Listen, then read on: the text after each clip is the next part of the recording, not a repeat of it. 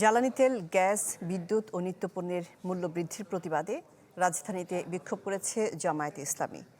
এ সময় সরকারের কড়া সমালোচনা করে দলটির নেতারা বলেন, আইএমএফের স্বার্থ পূরণেই বিদ্যুতের দাম বাড়িয়েছে সরকার।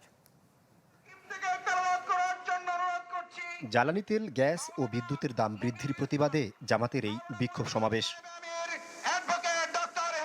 জাতীয় মসজিদ বায়তুল মোকাররমের উত্তর গেটে আয়োজিত সমাবেশ থেকে তেল গ্যাসের দাম বৃদ্ধির কড়া সমালোচনা করেন নেতাকর্মীরা। এক মাসে 2 বার জ্বালানি তেলের মূল্য বৃদ্ধি করা হলো, এক মাসে 2 বার বিদ্যুতের মূল্য বৃদ্ধি করা হলো। এবারের মূল্য বৃদ্ধি অস্বাভাবিক।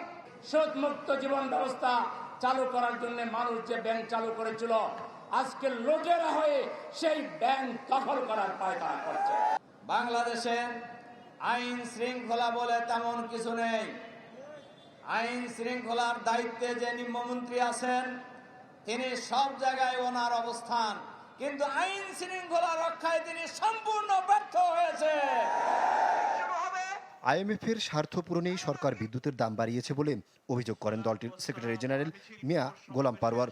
বলেন, ফ্যাসিবাদের সময়ের মতো ব্যাংক লুটে মেতেছে সরকার।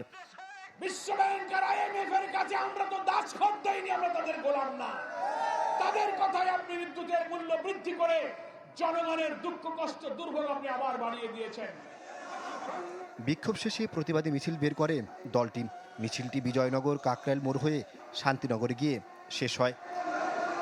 আহমেদ সোহাগ, চ্যানেল 24, ঢাকা।